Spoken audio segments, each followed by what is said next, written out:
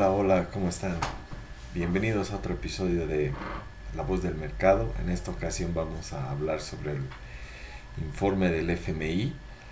En el informe que el gobierno boliviano trató de dilatar el tema de su publicación, pero fue presentado el pasado domingo, 1 de junio, y en ese sentido hay algunos elementos que valdría la pena mencionar. Eh, para empezar, el FMI hace este tipo de informes para poder hacer un seguimiento a las políticas de cada país y brinda una mirada externa sobre la economía de cada país. En este caso, Bolivia, al formar parte del Fondo Monetario Internacional y ser aportante a esta institución, a este organismo multilateral, eh, da sus cifras al FMI y este las evalúa conforme a un equipo de expertos,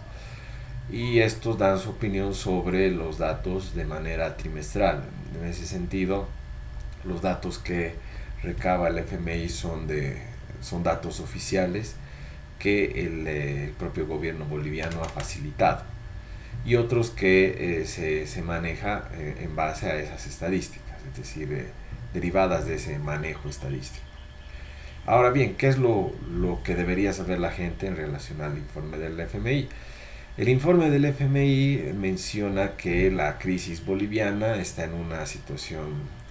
complicada y requiere de medidas estructurales o de fondo. ¿Qué quiere decir esto? El desajuste en balanza de pagos del gobierno boliviano, es decir, tanto la cuenta corriente como la cuenta de capitales que forman la balanza de pagos, se encuentra en déficit, y esta está generando que el país se quede sin divisas, y esas divisas son necesarias para, entre otras cosas, financiar la importación de los combustibles. El FMI plantea que entre sus recomendaciones que este tipo de situaciones debe o amerita, en todo caso, que se pueda revisar la subvención a los hidrocarburos y eliminarla de manera progresiva. Ahora bien, el gobierno no habla de estos temas, obviamente, porque estamos en una situación de preelectoral, y esta medida bueno, podría haber sido llevada adelante por un gobierno más serio, responsable, pero el gobierno boliviano decide postergar el liberar en estas circunstancias, liberar un poco la subvención, y obviamente eso acrecenta la crisis. Un segundo elemento a destacar es que el informe del FMI plantea, entre otras cosas, eh, reformular la política tributaria para poder generar mayores recursos, ampliar la base de contribuyentes, y entre otros aspectos busca modificar o sugiere modificar la renta a la riqueza, es decir, el impuesto a las riquezas, y cambiarlo por algo dirigido, un impuesto dirigido a los bienes tangibles, es decir, a las propiedades como tal. Obviamente estas recomendaciones parten de una institución que asume que el gobierno desarrolla una política fiscal coherente y que requiere de esos recursos. Pero en el caso boliviano podemos decir con toda certeza que los gastos que realizan se manejan de forma discrecional y no responden nada más que a un programa proselitista que permanentemente busca comprar conciencias. En ese sentido, las recomendaciones, si bien son cautas por parte del FMI en este aspecto en particular, no aplicarían a la realidad boliviana. Obviamente, organismos como estos no se tienen que entrometer en la política interna, pero hacen una recomendación desde un punto de vista más técnico, sí, obviando la parte política, ¿no? Otro elemento que cabe mencionar es que las perspectivas de crecimiento no superan el 1%, y los resultados de este decrecimiento en el nivel del PIB, de la producción nacional, se deben en muchos aspectos al hecho de que la incertidumbre consecuencia de los problemas antes mencionados, hace que la inversión sea disuadida de llegar al país, ya sea por canales externos o que los inversores bolivianos, empresarios bolivianos, decidan seguir apostando por ampliar sus niveles de producción, mejorar sus cadenas de producción, desarrollar nuevos mercados, desarrollar nuevos productos, en un contexto que no es el más adecuado para invertir y arriesgar. El FMI hace mucho hincapié en el hecho de que el sistema financiero tiene un mal precedente con la, la quiebra del Banco Fácil y cómo el Banco Central le ha pasado toda esta deuda o estos pasivos al sistema financiero en su conjunto de manera unilateral, es decir, ha tomado todos esos activos, en este caso créditos y demás del Banco Fácil, y se los ha pasado a las demás entidades del sistema financiero, y esto obviamente ha subido el nivel de riesgo que tiene el sistema financiero boliviano en su conjunto. Adicionalmente, se debe mencionar que el sistema financiero está totalmente intervenido por el gobierno porque establece porcentajes o techos para cada una de las carteras, y ellos deciden sobre las carteras o las metas que debería tener el sistema financiero. Esto obviamente trastoca cualquier señal de mercado que pueda llevar a los bancos que componen el sistema financiero a decidirse por ciertos sectores y evitar otros sectores que representan mayor riesgo para sus intereses. Esto es bueno mencionar porque el sistema financiero parece ser una víctima, pero ha sido parte o un engrane más dentro del esquema de la crisis boliviana. Es decir, se ha usado los bancos como entidades que han generado estas burbujas en sectores donde el gobierno tiene intereses de incrementar el nivel de inversión y el nivel de actividad, es decir, construcción, la industria para la sustitución de importaciones, pero se ha olvidado de tomar en cuenta aspectos de mercado u otros aspectos como los regulatorios, fiscales, que hacen imposible el hecho de competir en condiciones óptimas frente a productos internacionales. Y eso hace que todas las inversiones hayan sido, o la mayoría de las inversiones hayan sido colocadas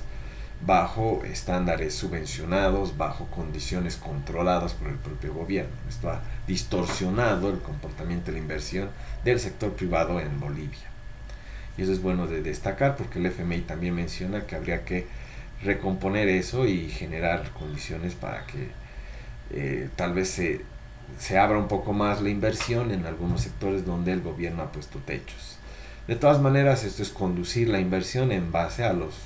objetivos que tiene un gobierno, y eso es bastante peligroso. Finalmente, el tema de la inflación se ve que el FMI está decidido o tiene una convicción con la devaluación. Dice que el tipo de cambio es fijo, es totalmente insostenible y es necesario devaluar, es decir, liberar el tipo de cambio, adoptar un sistema de crawling peg, es decir, controlado por el propio Banco Central, con subidas bajo ciertos límites,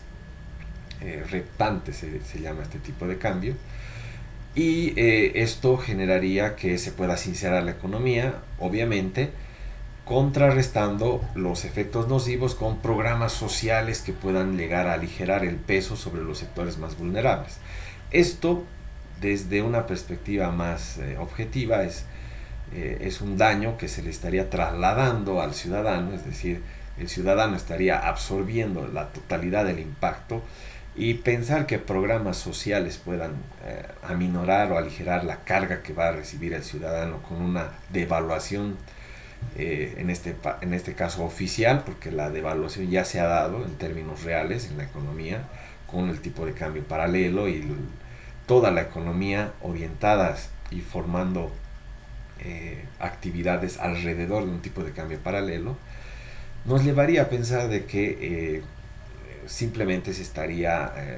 lavando las manos el gobierno y trasladando el problema hacia los sectores ciudadanos,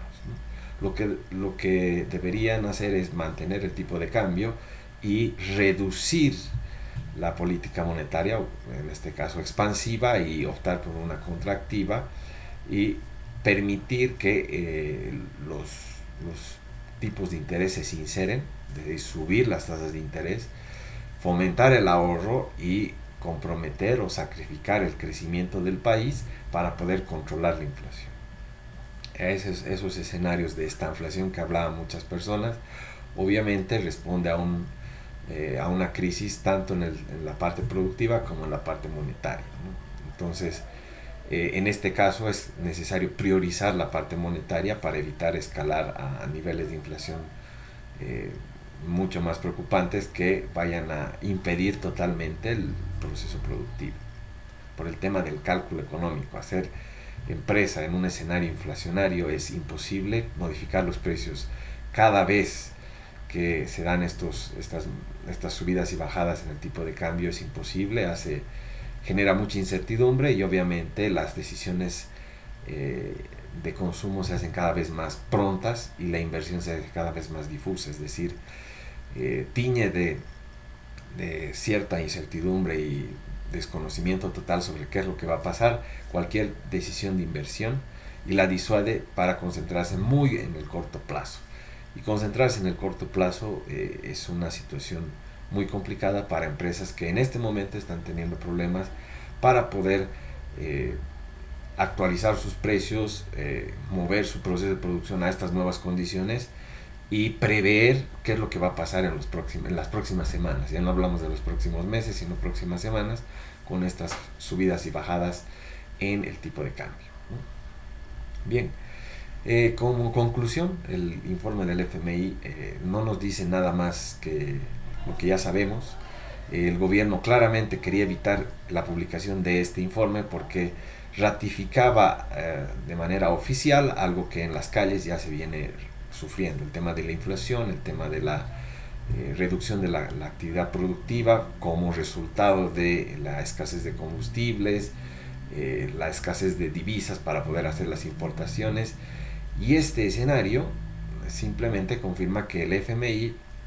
ve con mucho pesimismo las políticas actuales de este gobierno y espera que los próximos meses y por qué no decir el nuevo gobierno que vaya a asumir luego del próximo agosto pueda desarrollar las políticas que ellos consideran pertinentes. En este caso, el FMI es un poco más cauto, habla de medidas progresistas, es decir, graduales, que no vayan a sacrificar los avances que en el informe mencionan, los avances en tema de reducción de pobreza, que ahora se están disparando, pero ese es otro tema, ¿no?, que puede ser debatido, el tema de los niveles altos de pobreza y la caída durante el gobierno de la administración del